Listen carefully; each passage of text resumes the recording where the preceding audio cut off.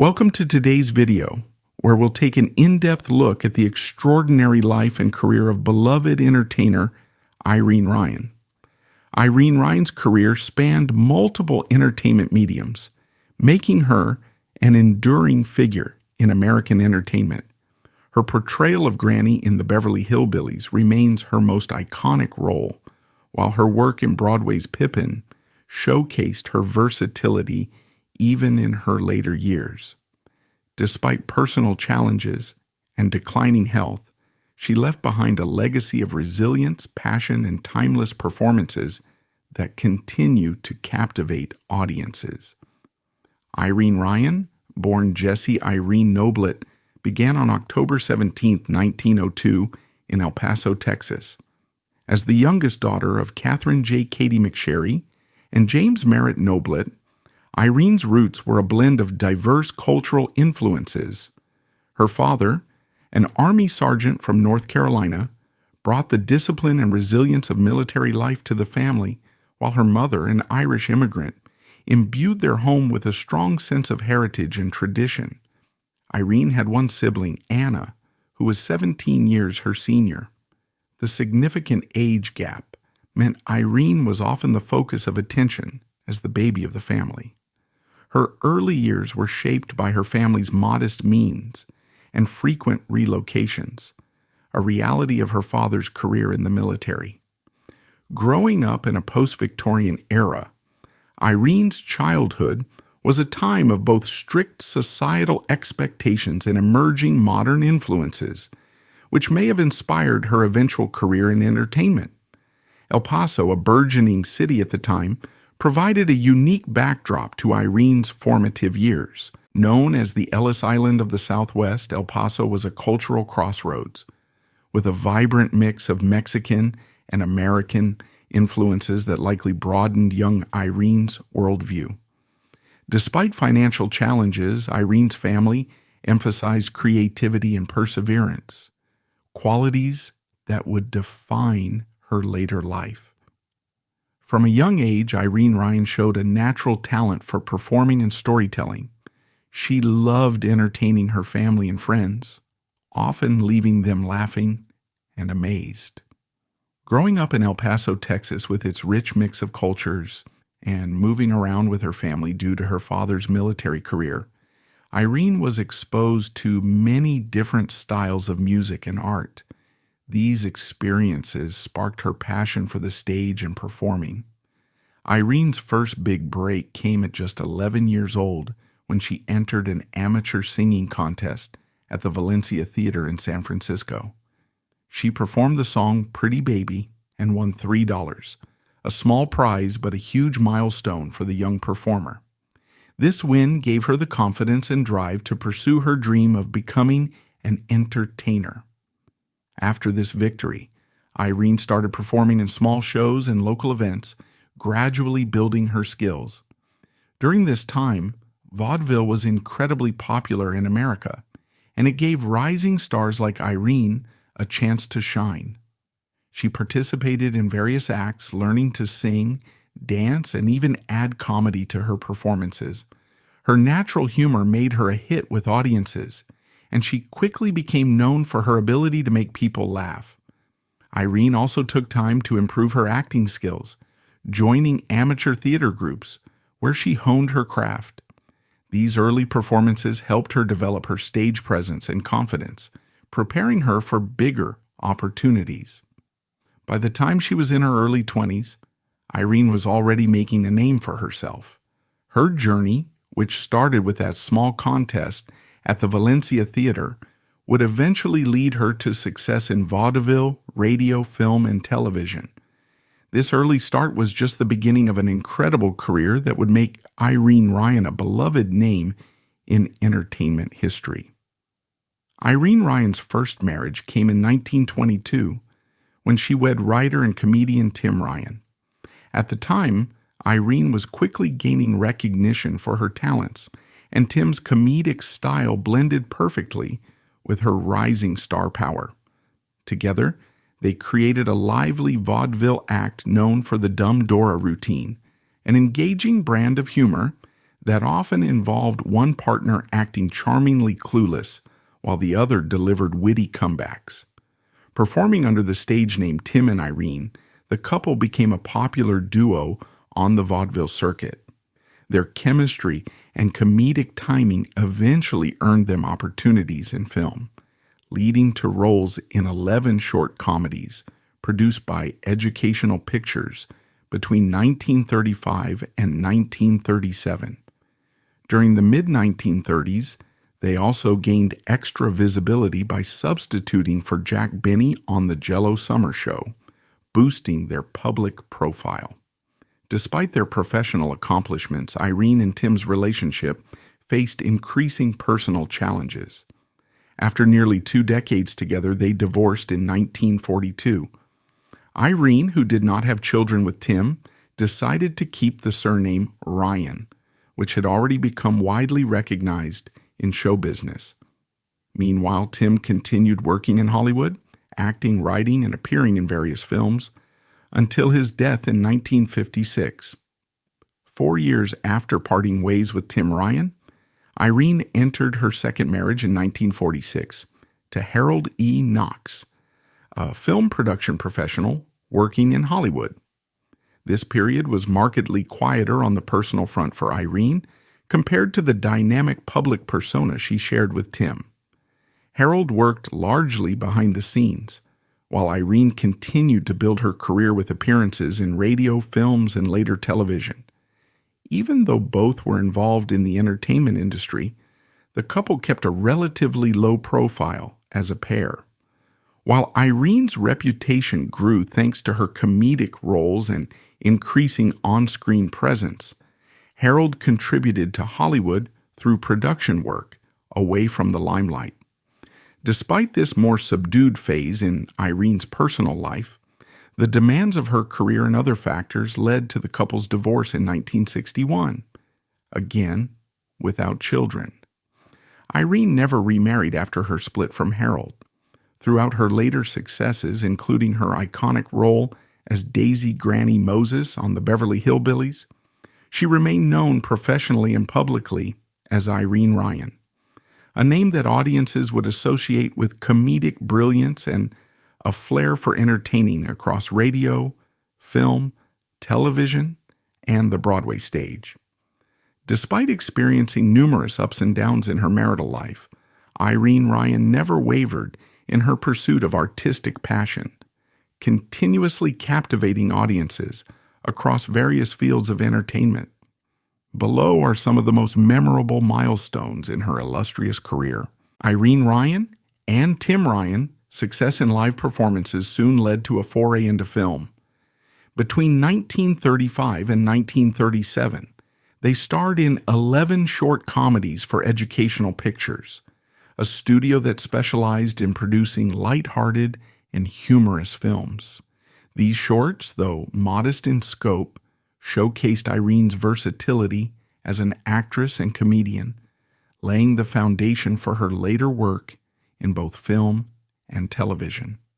During this period, Irene also began building her reputation as a dedicated performer who could seamlessly adapt to the shifting demands of the entertainment industry. Vaudeville, already waning in popularity by the 1930s, served as a stepping stone that allowed Irene to transition into radio, film, and eventually television, mediums that would define her career in the decades to come. Her partnership with Tim Ryan not only launched her career, but also shaped her aspirations. Despite their eventual divorce in 1942, the creative synergy they shared during these formative years played a crucial role in establishing Irene as a multifaceted entertainer capable of thriving in the evolving entertainment landscape.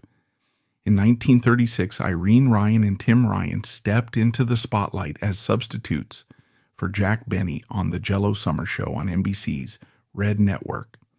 This high-profile opportunity showcased their comedic chemistry and solidified their reputation as a talented duo in the entertainment industry.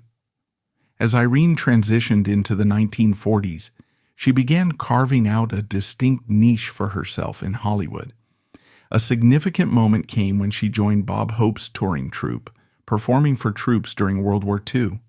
Her sharp comedic timing and dynamic stage presence quickly made her a favorite among audiences, leading to a recurring role on Bob Hope's popular radio program, where she remained for 2 years. During this time, Irene expanded her career into film, appearing as Edgar Kennedy's wife in 2 RKO short films. In 1943, she took on a role in the country music movie Oh My Darling Clementine, showcasing her versatility and ability to transition seamlessly across various forms of media. By the mid-1940s, Irene had established herself as a reliable character actress in both radio and film. In 1946, she joined the cast of The Jack Carson Show on CBS Radio, where her portrayal of a quirky neighborhood storekeeper added charm and humor to the program. Her career continued to flourish with appearances in popular television shows, beginning with her first sitcom role on The Danny Thomas Show in 1955. She went on to appear in The Real McCoys, Bringing Up Buddy, and My Three Sons, earning praise for her ability to breathe life into diverse roles. In 1962, Irene took on the role that would define her career and leave an indelible mark on television history. Cast as Daisy Granny Moses in the Beverly Hillbillies, she brought humor and heart to the fiery and quick-tempered matriarch of the Clampett family. Her portrayal of Granny, with her old-fashioned medical skills and sharp wit, quickly became a fan favorite. Appearing in all 274 episodes of the series, Irene's performance captured the hearts of audiences and earned her Emmy nominations in 1963 and 1964 for outstanding continued performance by an actress in a series. At the age of 70, Irene demonstrated her enduring talent and versatility by returning to the stage in the Broadway musical Pippin. Directed by Bob Fosse, the production featured Irene in the role of Berthe, where she delivered the standout performance of the song No Time at All. Her comedic timing and vibrant energy resonated with audiences, earning her a Tony Award nomination in 1973 for Best Supporting Actress. This achievement highlighted her ability to excel across multiple entertainment platforms, from radio and film to television and theater. Yet, like many of her contemporaries in Hollywood, Irene Ryan was a lifelong heavy smoker, a habit that likely contributed significantly to her declining health in her later years. Smoking was widely glamorized during her formative years, and Irene, like many performers of her era, may not have been fully aware of the long-term health risks associated with it. By the time she reached the peak of her fame as Daisy Granny Moses in the Beverly Hillbillies, the cumulative effects of her smoking began to manifest, placing a strain on her overall well-being. Despite her immense success and popularity, Irene's personal life was marked by solitude. While she was beloved by audiences for her sharp comedic timing and iconic role on the show, her off-screen world was much quieter. Having gone through 2 divorces and never having children, Irene often relied on her work to provide a sense of purpose and fulfillment. Her role as Granny was a double-edged sword. It brought her widespread acclaim and Emmy nominations in 1963 and 1964, but it also demanded a relentless pace of filming. The physical and emotional toll of maintaining such a high-energy character may have exacerbated her health issues, especially as she aged. By the time Irene transitioned to Broadway in the early 1970s, with her role in Pippin, the signs of her declining health became increasingly apparent. Her commitment to performing remained unwavering, even as her body began to falter under the weight of her long-term habits and the rigors of her profession. Tragically, while Irene achieved critical acclaim on stage and was nominated for a Tony Award in 1973, she suffered a stroke during a performance which led to the discovery of an inoperable brain tumor. Irene Ryan's life, while filled with professional triumphs, also underscored the personal sacrifices and health challenges that often accompany a life dedicated to the entertainment industry. Her ability to remain a beloved figure despite these hardships reflects her resilience and determination to bring joy to her audience, even in the face of personal adversity. Despite Irene Ryan's resilience and dedication to her craft, her declining health ultimately caught up with her during her celebrated Broadway run in Pippin. On March 10, 1973, while performing her acclaimed role as Berta, Irene suffered an apparent stroke mid-performance.